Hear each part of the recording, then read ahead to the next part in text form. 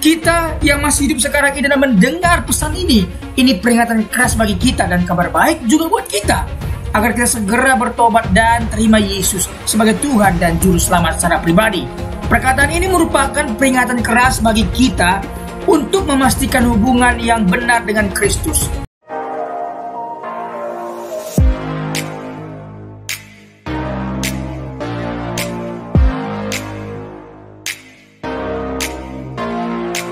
Shalom sahabat John Pregador. Senang sekali bisa bertemu kembali dengan sahabat di channel ini. Terima kasih sahabat sudah mendukung channel ini sampai hari ini. Saya berdoa kepada Tuhan, kiranya Tuhanlah yang membalas dan memberkati kita semua. Pada kesempatan kali ini kita akan dilayani oleh seseorang yang tentu pasti akan memberkati kita. Oleh sebab itu, mari kita dengarkan baik-baik pesan yang akan dibagikan. Bila perlu kita catat dan kita bagikan kepada orang-orang yang kita kasihi, sehingga mereka juga mendapat berkat seperti kita. Baiklah, langsung saja kita dengarkan pesan penting yang akan memberkati kita semua oleh seorang yang dipakai Tuhan luar biasa. Namun sebelumnya, mari kita berdoa. Tuhan, terima kasih buat kesempatan kali ini kami akan mendengarkan sesuatu pesan yang sangat penting yang tentu pasti akan memberkati kami. Berkatilah hamba-Mu ini, anak-Mu ini, sehingga boleh menyampaikan isi hati-Mu dengan baik, dan berkati pendengar setia John Pregador. Terima kasih Tuhan, kami siap mendengarkan pesan penting ini. Demi nama Yesus. Amin. Shalom sahabat, senang berjumpa kembali dengan sahabat di channel ini. Hari ini kita membahas satu topik yang tentu ini sangat mengerikan bagi mereka yang tidak mengenal Tuhan, atau bagi mereka yang mengatakan Kristen progresif. Karena bagi mereka, tanpa Yesus bisa selamat. Apakah benar demikian? Perkataan Yesus yang paling mengerikan di Alkitab, hati-hati kalau engkau tidak mengenal Kristus secara pribadi. Ini perkataan yang sangat menyakitkan, mengerikan di akhir zaman ini. Apa itu? Mari kita sama-sama mempelajarinya. Dalam kitab suci, Yesus terkadang menggunakan kata-kata yang terdengar sangat mengerikan, namun mengandung pesan penting bagi umatnya. Berikut adalah beberapa contoh perkataan Yesus yang paling menakutkan namun penuh makna mendalam. Ingat, bagi pengikut Kristus atau murid Kristus, ini perkataan yang wajar. Tetapi mereka yang tidak mengenal Tuhan selama hidupnya, ini perkataan mengerikan karena tidak ada pengampunan bagi mereka yang tidak mengenal Tuhan. Aku tidak mengenal kamu. Matius 7 ayat 23. Ini perkataan yang sangat mengerikan apabila nanti di alam baka atau di kekekalan Tuhan berkata kepada kita, kepada orang yang tidak mengenal Tuhan, aku tidak mengenal kamu. Maka ini perkataan berkonotasi perpisahan kekal. Kepada orang yang Tuhan katakan seperti ini, maka tentu pasti dia tidak akan tempat bersama dia di sorga. Maka dari itu, siapapun kita yang sedang mendengar renungan ini, ingat kata-kata Tuhan Yesus, aku tidak mengenal kamu. Jangan sampai kita terus hidup dalam dosa dan tidak bertobat dan tidak berpaling kepada Tuhan. Mari ketika engkau dengar renungan ini, segera bertobat. Perpisahan kekal. Perkataan ini menunjukkan bahwa mereka yang tidak mengenal Yesus secara pribadi akan dipisahkan darinya selamanya. Jangan menunggu besok, hari ini segera ambil keputusan bertobat. Kalau sampai kata-kata ini keluar dari mulut Tuhan Yesus kepada kita, aku tidak mengenal engkau, maka hidup kita akan terpisah bersama Yesus selamanya. Ini untuk pengikut Kristen progresif yang mengatakan tanpa Yesus bisa ada keselamatan. Tuhan berkata, aku tidak mengenal engkau. Habis. Secara tidak langsung Tuhan berkata, ini perpisahan kekal. Tanpa aku ada keselamatan. Dari mana ayatnya? Tidak ada. Camkan baik-baik perkataan Tuhan Yesus ini. Ini baru yang pertama. Masih banyak lagi perkataan Yesus yang sangat mengerikan tetapi penuh makna. Yang kedua, penolakan yang menyakitkan. Ini merupakan perkataan menolak dan menyakitkan sekali. Ketika kita sudah merasa berbuat baik, menolong orang, melayani Tuhan, tiba-tiba ada kata, aku tidak mengenal engkau. Sakit sekali. Penolakan yang sangat menyakitkan. Bagi mereka yang mengaku sebagai pengikut Yesus, namun hidup dalam dosa, ini adalah penolakan yang sangat menyakitkan. Jangan katakan aku pengikut Yesus, tetapi pikiranmu, ucapanmu, perbuatanmu tidak mencerminkan pengikut Yesus, maka engkau sedang berdusta dan engkau akan ditolak dan tidak mendapat bagian bersama Tuhan Yesus. Ketiga, peringatan keras. Kita yang masih hidup sekarang ini dan mendengar pesan ini peringatan keras bagi kita dan kabar baik juga buat kita, agar kita segera bertobat dan terima Yesus sebagai Tuhan dan Juru Selamat secara pribadi. Perkataan ini merupakan peringatan keras bagi kita untuk memastikan hubungan yang benar dengan Kristus. Sekarang ambil pilihan untuk memiliki hubungan yang benar dengan Tuhan. Tidak ada jalan selain terima Yesus. Kita bisa bertemu dengan Bapa di sorga, mendapat tempat yang terbaik di sorga bersama Dia.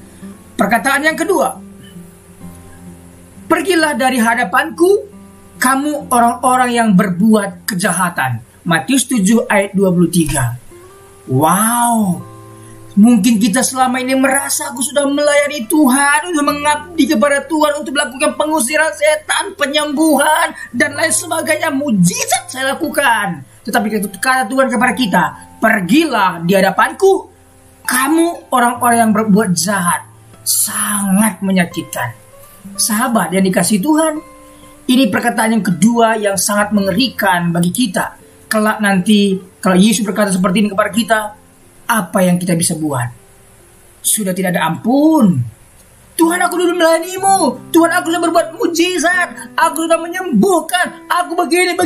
Pergilah dari hadapanku, kamu orang-orang yang berbuat kejahatan. Maksudnya apa di sini? Tentunya komitmen ataupun motivasi ataupun kesungguhan kita benar-benar untuk Tuhan atau untuk diri sendiri, atau kita sedang mencuri kemuliaan Tuhan. Itu maka Tuhan berkata, pergilah di hadapanku, kamu orang-orang yang berbuat kejahatan. Kamu mencuri kemuliaan, kamu mementingkan dirimu, kamu memperkaya dirimu. Wah, habis kita. Para pendeta, pastor, apapun nama kalian, jabatan kalian, ingat perkataan Tuhan Yesus ini harus melekat dalam alam pikiran. Kata-kata, pergilah dari hadapanku, kamu orang-orang yang berbuat kejahatan. Apakah kita sudah melayani dengan sungguh-sungguh, tidak mencuri kemuliaan Tuhan, dan lain sebagainya? Pertama, pengusiran abadi. Kata-kata ini secara tidak langsung Tuhan mengusir kita abadi. Artinya apa? Ditolak mentah-mentah. Kata-kata ini menunjukkan bahwa mereka yang berbuat kejahatan akan dipisahkan dari Yesus selamanya. Jangan kita hanya melihat orang jahat itulah orang yang melakukan kekerasan, pembunuhan secara nyata, tetapi ternyata di dalam gereja pun seperti pendeta, saya tidak menghakimi. Kalau dia mementingkan dirinya, mencuri kemuliaan, mencuri uang Tuhan dan sebagainya, itu kejahatan yang sangat mengerikan di hadapan Tuhan. Lebih terhormat membunuh atau membuat kejahatan, daripada you baik-baik kelihatannya, rohani kelihatannya, tetapi mencuri kemuliaan Tuhan, tetapi mencuri uang Tuhan. Itu penjahat yang luar biasa. Pengusiran abadi. Ingat ini anak-anak Tuhan. Pengusiran abadi yang akan terjadi. Yang kedua, penolakan tanpa ampun. Wah. Merasa selama hidup melayani Tuhan, dari kecil sudah Kristen, sudah mengabdikan diri bahkan dari pendeta, ditolak mentah-mentah, ditolak tanpa ampun. Aduh, kasihan sekali. Kasihan sekali. Maka dari itu, mari kita sungguh-sungguh melayani Tuhan. Yesus tidak mentolerir orang-orang yang hidup dalam dosa dan kejahatan, melainkan akan menolak mereka dengan tegas. Tidak ada ampun. Apalagi kita berkata, oh tanpa Yesus ada kok keselamatan. Sorry, aku tidak mengenal engkau. Pergilah dari hadapanku. Waduh, ini kata-kata berat sekali. Jangan kita mempermainkan kasih karunia Tuhan. Ingat, ada kasih karunia Tuhan, ada keadilan Tuhan, ada aturan Tuhan, ada hukuman Tuhan. Jangan kita hanya mementingkan kasih karunia Tuhan, betul. Tetapi ada keadilan, ada aturan, bahkan ada hukuman. penolakan yang abadi, pengusiran yang abadi, penolakan tanpa ampun. Ingat kalimat ini. Yang ketiga, peringatan keras. Kata-kata ini secara tidak langsung memberikan peringatan keras bagi kita. Perkataan ini merupakan peringatan keras untuk kita agar menjauhi segala bentuk kejahatan dan hidup dalam kebenaran.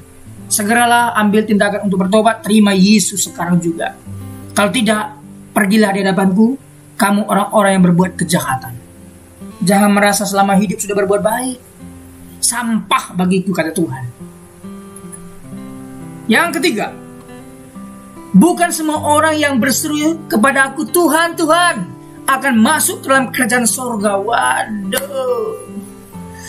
Sudah merasa hebat selama di bumi, di mimbar setiap minggu, bahkan di mimbar itu bisa 7 kali khotbah, 5 kali khotbah, pindah-pindah gereja khotbah. Sudah merasa hebat, sudah merasa rohani kuat.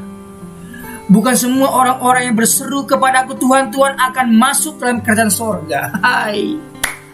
Ingat, meskipun kita hanya jemaat, tetapi kita sungguh-sungguh melayani Tuhan, sungguh-sungguh memberikan hidup kepada Tuhan, sungguh-sungguh belajar firman Tuhan, memberikan hidup kepada Tuhan, kita mendapat tempat. Bukan mereka yang berdiri di mimbar itu pasti masuk surga, belum tentu. Kalau mereka mencuri kemuliaan Tuhan, kalau mereka mementingkan diri mereka, kehendak mereka, maka mereka akan ditolak. Sorry, ini di Matius 7:21 jelas. Pentingnya komitmen.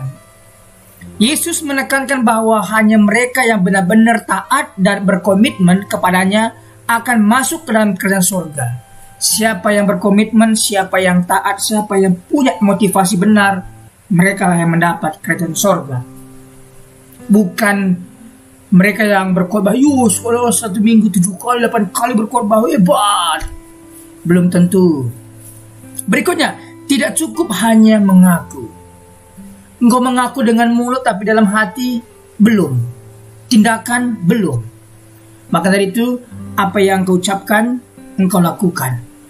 Engkau perkatakan, engkau benar-benar memang menghidupinya. Mengaku Yesus sebagai Tuhan saja tidak cukup, melainkan harus dibuktikan dengan hidup yang sesuai dengan kehendaknya. Jangan berkata aku pengikut Kristus, tapi pikiran, ucapan, perbuatan, tindakan tidak mencerminkan murid Tuhan. Ditolak. Matius 7:21 baca. Peringatan keras buat kita. Perkataan ini merupakan peringatan keras serius bagi kita agar kita hanya sekedar beragama. Sekali lagi saya ulangi. Perkataan ini merupakan peringatan serius bagi kita agar tidak hanya sekedar beragama, melainkan memiliki hubungan yang benar dengan Yesus. Jangan hanya rutinitas, jangan hanya mengikuti aturan agama. Oh, agama saya setiap minggu harus ke gereja, agama saya begini. Tidak, tetapi harus ada komitmen, harus ketaatan dan kecintaan kepada Tuhan. Berikutnya, orang-orang itu akan pergi ke dalam siksaan yang kekal. Waduh, ini perkataan Tuhan. Aduh, jangan sampai kita masuk dalam daftar orang-orang itu akan pergi ke dalam siksaan yang kekal. Jangan sampai. Maka dari itu, mari kita terima Yesus sebagai Tuhan dan Juru Selamat kita secara pribadi, lewat perkataan dan ucapkan dalam hati kita hidupi, sehingga kita mendapat tempat yang terbaik di sana. Perkataan Tuhan Yesus ini memberikan arti begini, kekal dan abadi. Kata kekal di sini menunjukkan bahwa hukuman yang akan dijatuhkan Yesus kepada orang-orang yang berdosa adalah selamanya tanpa akhir. Jadi orang yang tidak menerima Yesus selama hidup di bumi, karena selama hidup di bumi inilah waktu atau saat atau kesempatan untuk bisa menerima Yesus. Tetapi selama hidup di bumi ini, Tuhan berikan kesempatan, Tuhan berikan waktu untuk kita, tetapi kita tidak mau terima Yesus. Kekal dan abadi di api neraka selamanya. Yang kedua, siksaan yang mengerikan. Di neraka, siksaan yang mengerikan. Yesus menggunakan kata siksaan untuk menggambarkan hukuman yang akan dialami oleh mereka yang menolak keselamatan yang ditawarkannya. Saya yakin percaya semua orang di dunia ini sudah banyak mendengar firman Tuhan. Tetapi mereka mungkin karena orang tua mereka, karena guru-guru mereka, karena agama mereka. Oh, agama aku nanti kalau aku pindah aku jadi omongan, kalau aku pindah aku jadi cakap, kalau aku pindah aku jadi dijauhi ataupun tidak lagi diteman. Tidak percaya, tidak peduli hal itu, tidak peduli. Mari kita terima Yesus hari ini juga, karena sekali kita menerima Yesus maka kita akan mendapat tempat yang terbaik di sana. Apa perkataan Tuhan kepada murid-murid Yesus pada saat itu? Aku pergi ke sana untuk menyediakan tempat bagimu. Kalau tempat itu sudah selesai, aku akan datang untuk menjemput. Artinya dia pergi ke sana untuk menyiapkan tempat bagi kita, tempat yang terbaik. Kalau tempat kita sudah selesai, maka tunggu aja waktu akan dijemput bersama-sama dengan dia di sorga. Bersukacita kita yang ke sana, tapi mereka yang ditinggal mungkin berduka. Tapi firman Tuhan mengatakan jangan bersedih berlarut-larut. Jadi teman-teman, siksaan yang mengerikan akan menanti mereka yang tidak menerima Yesus. Mereka akan ditolak, mereka akan menerima siksaan yang mengerikan. Peringatan keras. Perkataan ini merupakan peringatan keras bagi kita untuk menerima kasih karunia Yesus dan hidup dalam ketaatan kepadanya. Jadi ini menginformasikan, ini mengingatkan kita agar kita menerima kasih karunia Yesus dan hidup dalam ketaatan kepadanya. Perkataan berikutnya, kamu ular-ular keturunan ular beludak. Wah, kalau sampai ini keluar dari mulut Tuhan Yesus, ya ini perkataan Yohanes ada seperti itu juga, kamu ular beludak dan sebagainya. Ini memberi indikasi kepada kita sifat menipu. Yesus menggambarkan para pemimpin agama sebagai ular-ular yang menyimbolkan sifat penipu dan berbahaya. Kalau ada guru-guru agama kita, kalau ada orang-orang yang senior dalam kerohanian, bahkan pendeta, pastor dan sebagainya, menggunakan cara-cara yang kotor seperti ular beludak ini, maka dia tidak akan mendapat tempat. Dia menipu demi memperkaya dirinya, dia tidak akan mendapat tempat. Dia memang berkata aku anak Tuhan, aku pengikut Tuhan, tetapi dia akan ditolak karena cara-caranya salah. Oke, yang kedua, racun mematikan. Ular beludak digambarkan sebagai simbol dari dosa dan kejahatan yang merusak dan mematikan. Jangan sampai Tuhan berkata, kamu ular-ular keturunan ular beludak. Kalau sampai kalimat ini keluar, maka pastilah engkau terindikasi penipu, engkau mematikan, ya menjilat, dan kemudian engkau mematikan, membunuh orang lain demi posisimu dan sebagainya. Engkau tidak mendapat tempat di sana. Akibat yang mengerikan, perkataan Yesus ini menunjukkan betapa mematikannya akibat dari dosa dan kemunafikan. Jadi jangan main-main. Ini perkataan yang sangat mengerikan. Jangan sampai ini keluar dari mulut Yesus kepada kita. Kalau ini keluar, maka tentu pasti kita tidak akan bersama-sama dia, tetapi di tempat lain, di neraka. Celakalah kamu, hai ahli-ahli Taurat dan orang-orang Farisi, hai kamu orang-orang munafik. Wow, ini bahaya. Ini perkataan Tuhan Yesus dalam Matius 23 ayat 13. Jangan sampai keluar perkataan ini dari mulut Yesus kepada kita. Ini celaka. Seruan celakalah menunjukkan kemarahan dan kesedihan Yesus atas kemunafikan mereka. Anak Tuhan tidak boleh munafik. Anak Tuhan tidak boleh seperti ahli-ahli Taurat, sok pintar, sok jago, tetapi menipu dan sebagainya. Celakalah mereka. Kritik kepada ahli Taurat dan Farisi. Yesus dengan tegas mengecam mereka yang mengajarkan tetapi tidak mempraktekkan. Lagi-lagi, suatu kali ada seorang pendeta berkhotbah. Ini parubaya, pendeta yang parubaya, dia berkhotbah. Hari minggu pertama dia khotbah A. Minggu kedua dia khotbah yang A juga. Minggu ketiga Jemaatnya merasa, oh ya, saya yakin Bapak Pendeta akan khotbah lain dalam minggu yang ketiga nanti. Minggu ketiga ternyata dia khotbah yang A juga. Waduh, mulai gelisah jemaat. Jangan-jangan minggu keempat juga masih yang sama ini. Enggak masa sama terus. Akhirnya minggu keempat datanglah jemaat ini, mulai berkhotbah pendeta ini. Ternyata apa yang dikhotbahkan sama juga, khotbah yang sama dari A itu. Mulai majelis naik ke mimbar, dibisikin pendeta, ini khotbah yang keempat dari minggu pertama, kedua, ketiga sama terus. Apa kata Pak Pendeta? Apakah sudah dilakukan? Khotbahnya sama, tapi apakah sudah dilakukan? Kata Pak Pendeta itu. Mulai terdiam semua. Sahabat, Yesus dengan tegas mengecam mereka yang mengajarkan tetapi tidak mempraktekkan. Apakah sudah dilakukan? Kata pendeta itu. Mulai jemaat tertunduk semua. Maka dari itu, lebih daripada semuanya, kita dengar, kita lakukan apa yang kita dengar itu. Label orang-orang munafik. Yesus menyebut mereka sebagai orang-orang munafik yang menyembunyikan dosa mereka. Seolah-olah dilihat ini, wah, pakai baju yang begitu megah, baju rohani, tetapi munafik. Tuhan marah. Apa munafik? Bukan nabi, pikiran kotor. Tuhan marah dengan orang-orang seperti ini. Tuhan pastikan tidak ada orang mendapat tempat yang terbaik kepada mereka yang munafik ini. Jadi, celakalah kamu, hai ahli-ahli Taurat dan orang-orang Farisi, hai kamu orang-orang munafik. Ini perkataan yang sangat mengerikan. Jangan sampai ini keluar dari mulut Tuhan Yesus kepada kita. Kesimpulan pentingnya memahami dan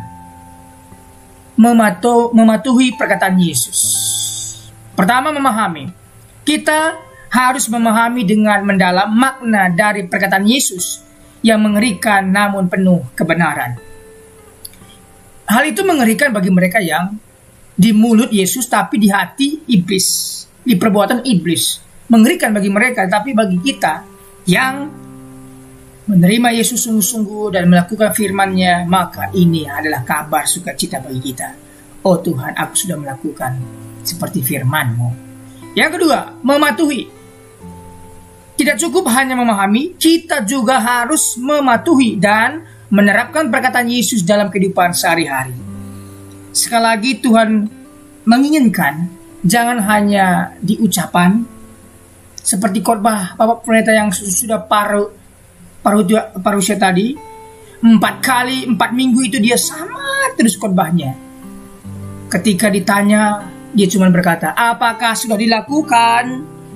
Maka dari itu lebih kita harus menerapkan, mematuhi dan menerapkan, dilakukan apa yang Tuhan katakan. Yang ketiga, pertanggungjawaban. Masalah pertanggungjawaban adalah penting sekali.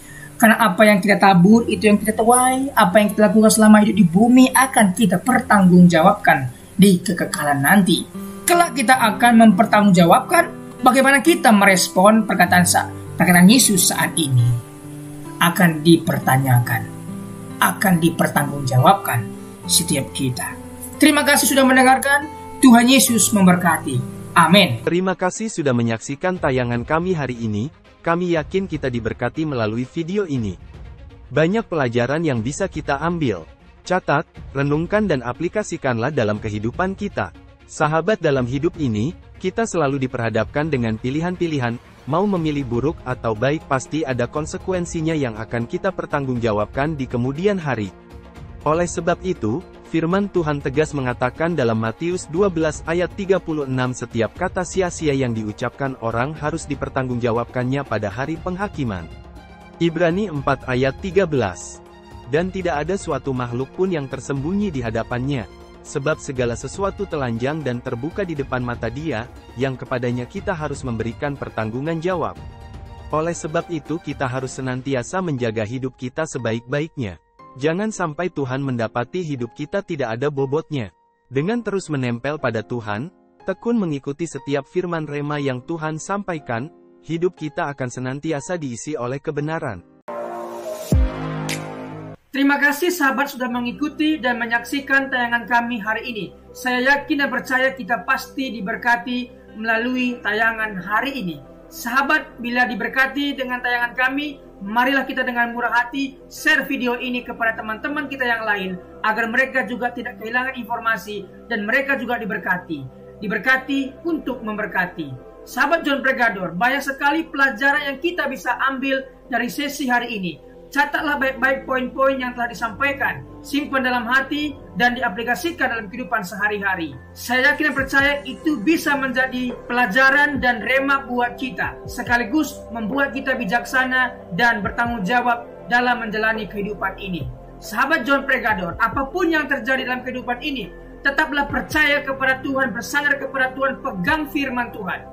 Karena firman Tuhan adalah pedoman hidup kita yang menuntun kita kepada jalan yang benar, yang membawa kita kepada keselamatan yang kekal. Jadi sahabat, mari kita mempergunakan waktu ini sebaik-baiknya. Selama hidup, selama masih diberikan kesempatan untuk berkarya, mari kita beri yang terbaik kepada Tuhan. Sahabat, apabila engkau dalam kesusahan, ingatlah firman ini. Marilah kepadaku semua yang letih lesu dan berbeban berat, aku akan memberikan kelegaan kepadamu. Pikulah kuk yang kupasang dan belajarlah kepadaku, karena aku lemah lembut dan rendah hati, dan jiwamu akan mendapatkan ketenangan. Diberkati orang yang mengandalkan Tuhan, yang menaruh harapannya kepada Tuhan.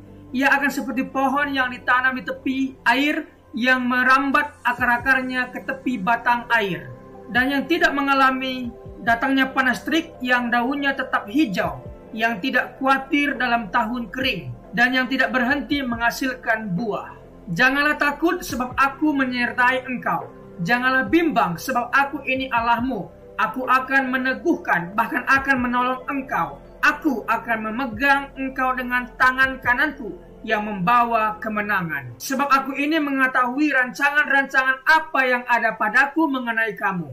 Demikianlah firman Tuhan, yaitu rancangan damai sejahtera dan bukan rancangan kecelakaan, untuk memberikan kepadamu hari depan yang penuh harapan. Tuhan memberkati engkau dan melindungi engkau. Tuhan menyinari engkau dengan wajahnya dan memberikan engkau kasih karunia.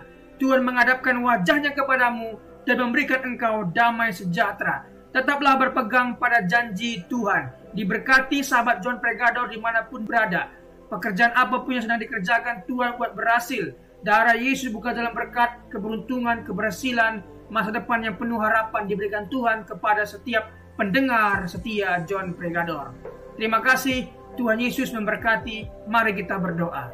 Tuhan Yesus, terima kasih buat hari ini. Kami percaya setiap hari adalah hari yang baik Engkau berikan kepada kami. Dan hari ini pun kami merasakan kebaikan Tuhan dan tidak ada alasan kami untuk tidak mengucap syukur. Terima kasih sepanjang hari yang Tuhan berkati. Terima kasih renungan kabar baik yang sudah kami dengar hari ini. Diberkatilah kiranya semua pendengar setia John Pregador. Dibukakan jalan berkat, jalan keberuntungan, keberhasilan mereka. Pekerjaan mereka berhasil dan beruntung. Keluarga mereka diberkati oleh Tuhan.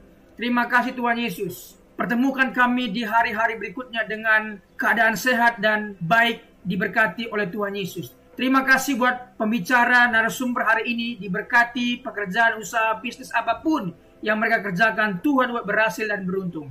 Terima kasih Tuhan Yesus. Demi nama Tuhan Yesus kami berdoa dan mengucap syukur. Haleluya. Amin.